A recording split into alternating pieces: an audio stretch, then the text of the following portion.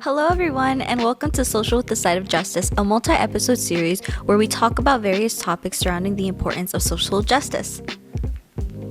This season, we're focusing on women empowerment and leadership, exploring how women are breaking through barriers and creating change in every field. And we'll also be diving into the challenges women have historically faced and even continue to face today. From systemic discrimination and gender bias to the struggle for equal representation in leadership roles.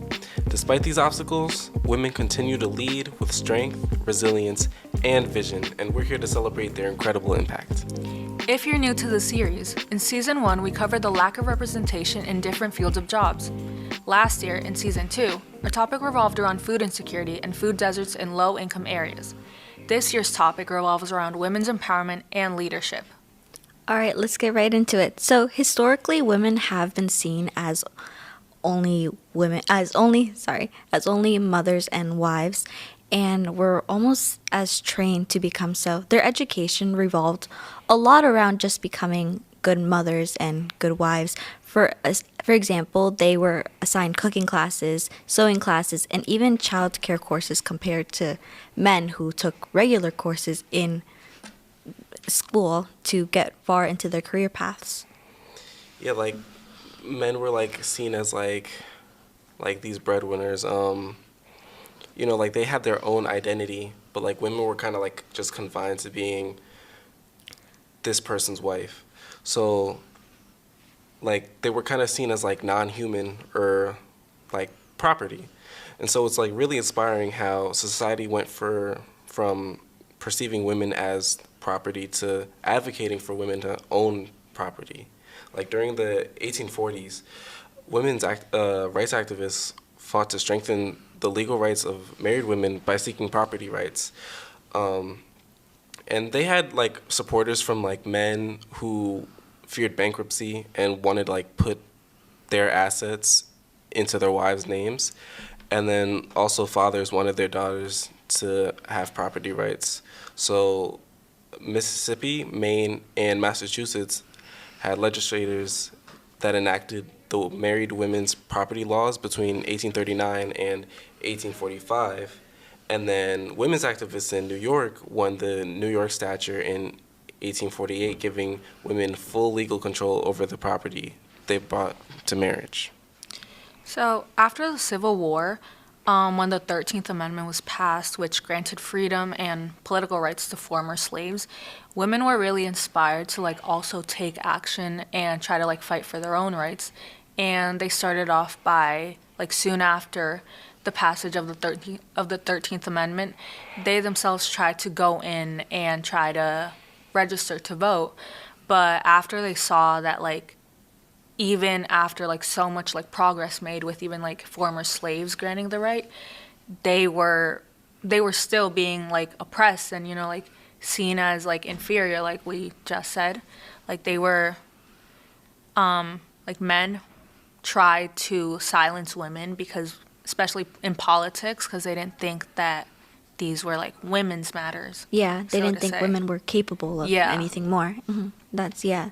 And I definitely agree with that. Even after women were able to be granted the right to vote and were given a lot more equality, you could say, it still isn't enough even for today.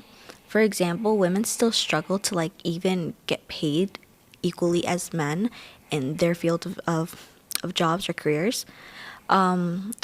Most places don't have maternity leave, like guaranteed maternity leave. Like some of the major achievements that women secured with the women's rights movements were like 100 years ago, over 100 years ago. For example, like the 19th Amendment was passed in 1920, which granted women the right to vote after campaigning for so long. And then from the 60s to the 80s, women continued to fight, and they continued to fight for, like you just said, like equality in the workplace, and even their like reproductive rights. And when you look at the changes that were made back then that were seen as like revolutionary, and then we compare to how society is today, we really don't see like the progress or see like long-lasting effects. Mm-hmm. And even like now, like it seems like things are getting better, but like we still have like certain problems, like the way we think and like perceive gender, especially like gender roles. And it's really interesting because some people may not like necessarily recognize that they have certain biases. Um, so like, it's really important to like recognize that like, oh, maybe I shouldn't think this certain way. Um, and then like, it's also really important to like try to think outside of that mindset. Yeah, I definitely agree. And you can definitely kind of see that within like today's politics. For example, I believe Mexico just elected their first women president. And personally, my family was very surprised because they left Mexico because my grandmother wasn't allowed to work anymore because she was a woman. She wasn't able to get a proper education because she was a woman. So for it to like do a whole 360 and now their president is actually a woman, it's like a woman, it's amazing. But considering our country and how it's supposedly very what's the word, it's progressive, it's progressed a lot, we still struggle even in today's like politics to even compete with men, just because there's still that mindset of like women can't do the job as well as men. Or I remember seeing a whole bunch of videos while the campaigning was going around about how Women sleeping their way to the top. Yeah. yeah, Or or something with women their not period. deserving. Women not deserving like the positions that they hold. And I feel like a lot of the time men especially, not only do they not think that women are capable of doing a job or like are angry at women for trying to do the job. I feel like a lot of time like men are kind of like fear women and try Yeah. to downplay all their achievements. Right. Like we see like a lot of like powerful women, women who have done great things, held great positions of power in the past, and yet are still degraded by men and told that they don't deserve these positions and they basically cheated their way to the top, even though we can see their hard work reflected in all their achievements that they've done in the past. Especially in like politics, because like I've seen like people like vote against ideas they believe in only because they don't want like women to be in a position of power. And I think like that's absurd because, I mean, women can do it better. Yeah. Women do it better.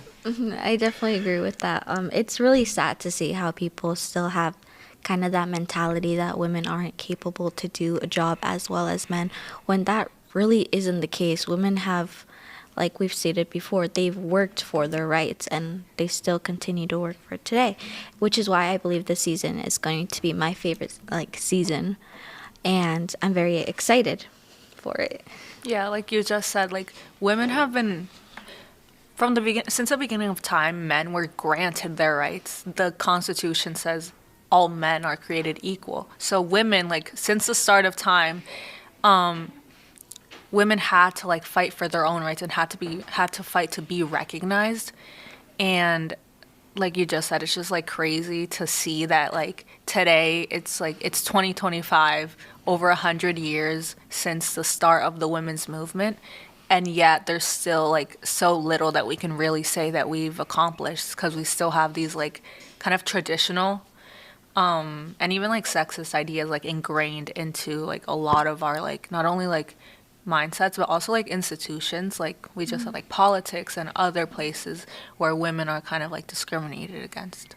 Yeah, and I definitely agree with that. I think it also ties a lot into someone's culture because it's very, I know like within my culture, it's very traditional for a woman to get married and have children and be a good wife and do as, you know, what their husband says. Even till today, I have family members who still believe that mindset, or I know other family members who have that same mindset.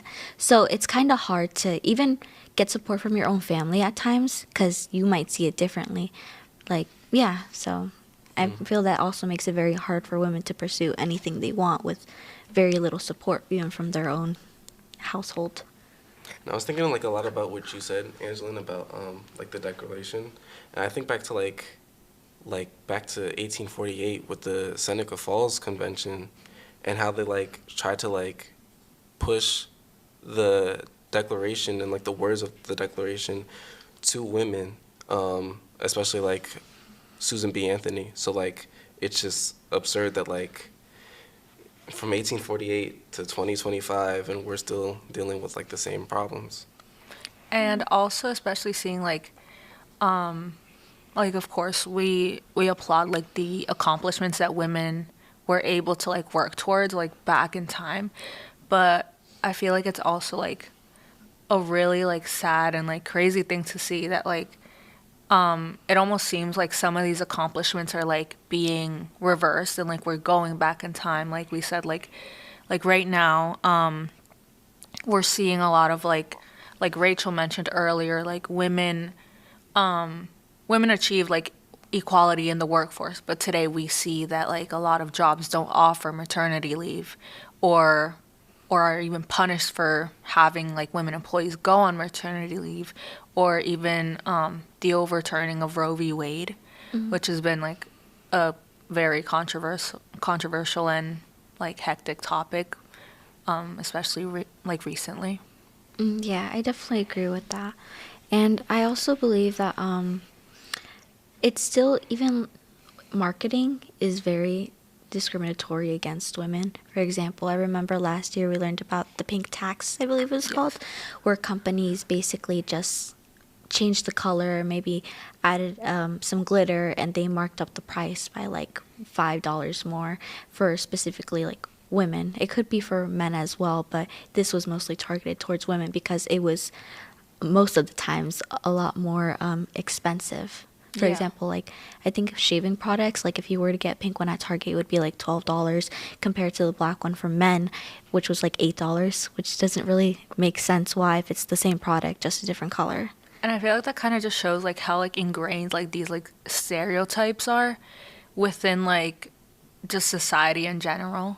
Like having women be charged an extra $5 just for a pink product.